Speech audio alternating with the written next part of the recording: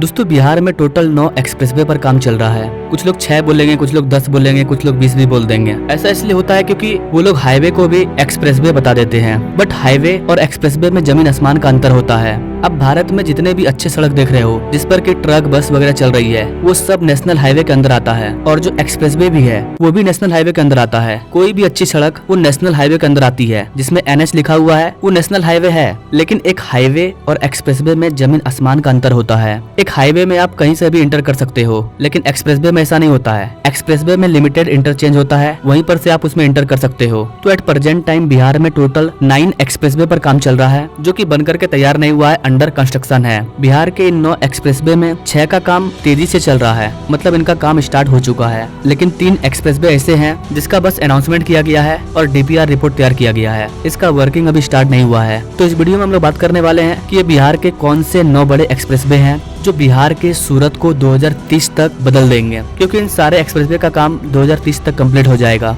जिसके बाद बिहार की कनेक्टिविटी भी बाकी राज्यों के जैसी हो जाएगी। तो आइए जानते हैं बिहार के इन 9 एक्सप्रेसवे के बारे में। नमस्कार दोस्तों, मैं विकास और आप देख रहे हैं ऑल इंडिया अफेयर्स। गाइस, जितने भी एक्सप्रेसवे होते हैं वो एक दूसरे से लिंक होते हैं। ऐसा नहीं है कि पटना से भागलपुर के बीच में जो एक्सप्रेसवे चला वो सिर्फ इसी के बीच में चलेगा, आगे फिर कहीं जाके कनेक्ट नहीं होगा। ऐसा नहीं होता है। एक्सप्रेसवे अलग अलग राज्यों से होकर के गुजरते हैं और पूरे भारत को एक दूसरे से कनेक्ट करते हैं। बिहार में जिन जिन एक्सप्रेसवे पर काम चल रहा है उसमें से पहला है गोरखपुर सिल्लीगुड़ी एक्सप्रेसवे, जो कि 519 किलोमीटर लंबा है। ये एक्सप्रेसवे उत्तर प्रदेश, बिहार और वेस्ट बंगाल को कनेक्ट करेगा। इसकी टोटल कॉस्ट 32,000 करोड़ रुपया है और ये पूरा का पूरा ग्रीनफील्ड एक्सप्रेसवे है, यानी कि इसको बिल्कुल नए सिरे से बनाया जा रहा है। इसलिए इसका काम लंबा है, इसलिए आप इसकी चर्चा लंबे समय से सुनते आ रहे होंगे। चूंकि ये बिल्कुल नया है तो इसको बनने में टाइम लगेगा। ये अभी अंडर कंस्ट्रक्शन है। बिहार का दूसरा एक्सप्रेसवे है outer ring road Patna. Bihar की राजधानी पटना में आउटर रिंग रोड बनाया जा रहा है और ये भी एक्सप्रेसवे है जो कि 140 किलोमीटर लंबा है, और ये भी बिल्कुल ग्रीनफील्ड एक्सप्रेसवे है जो कि अभी अंडर कंस्ट्रक्शन है। बिहार का तीसरा एक्सप्रेसवे है लोकनायक गंगा पथ पटना, जो कि 39.5 किलोमीटर लंबा है। इसकी टोटल कॉस्ट 3,160 करोड़ रुपया है और ये भी अंडर कंस्ट्रक्शन है। बिहार का अगला एक्सप्रेसवे है वाराणसी रांची कोलकाता एक्सप्रेसवे, जो कि उत्तर प्रदेश, बिहार, झारखंड और वेस्ट बंगाल को कनेक्ट करेगा। ये 686 किलोमीटर लंबा है और इसे 24,275 करोड़ रुपया की लागत से बनाया जा रहा है। ये वाला एक्सप्रेसवे भी काफी चर्चा में है क्योंकि ये पूरा का पूरा ग्रीनफील्ड है, यानी कि इसे नए तरीके से बनाया जा रहा है और अभी ये अंडर कंस्ट्रक्शन है।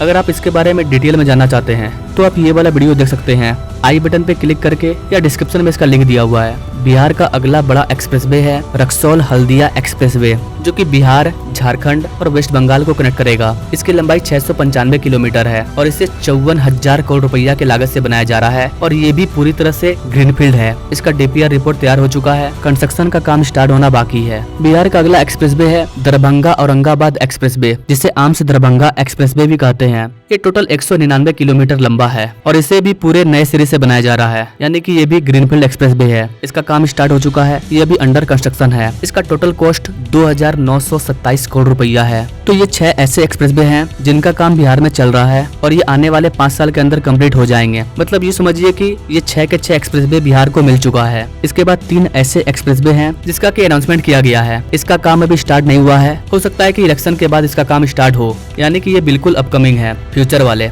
इसमें पहला है बक्सर भागलपुर एक्सप्रेसवे, जिसे सासाराम पटना एक्सप्रेसवे भी कहते हैं। ये 308 किलोमीटर लंबा है। यहाँ पर आपको बता देगा इसमें ग्रीनफील्ड और ब्राउनफील्ड दोनों मिक्सअप होगा। कहीं पर इसे बिल्कुल नए तरीके से बनाया जाएगा तो कहीं पर बने हुए एक्सप्रेसवे को स्मार्ट तरीके से डेवलप किया जाएगा। और ये एक्सप्रेसवे भी बिहार के लिए कंफर्म है। इसका काम स्टार्ट हो चुका है, लेकिन इसका अभी डिटेल रिपोर्ट जारी नहीं किया गया है। इसके बाद है गोरखपुर पटना एक्सप्रेसवे, जिसे डुमरिया घाट बकारपुर एक्सप्रेसवे भी कहते हैं। ये 73 किलोमीटर लंबा है और ये ग्रीनफील्ड एक्सप्रेसवे है जिसे नए सिरे से बनाया जा रहा है। इसकी टोटल कॉस्ट 1543 करोड़ रुपया है। ये गोरखपुर और पटना को आपस में कनेक्ट करेगा। इसके बाद बिहार में एक और एक्सप्रेसवे बनाया जाएगा, जिसको बोलते हैं पटना कोलकाता एक्सप्रेसवे, जो कि 450 किलोमीटर लंबा होगा। ये बिहार, झारखंड और वेस्ट बंगाल से होकर के गुजरेगा। इसे भी पूरे नए तरीके से बनाया जाएगा। इसका DPR रिपोर्ट आ चुका है। तो ये बिहार के टोटल 9 एक्सप्रेसवे हैं। इसके अलावा बिहार में किसी भी एक्सप्रेसवे पर काम नहीं चल रहा है। यही 9 ऐसे एक्सप्रेसवे हैं जिस पर काम चल रहा है या काम स्टार्ट होने वाला है। बाकी कई ऐसे एक्सप्रेसवे हैं जो कि बिहार को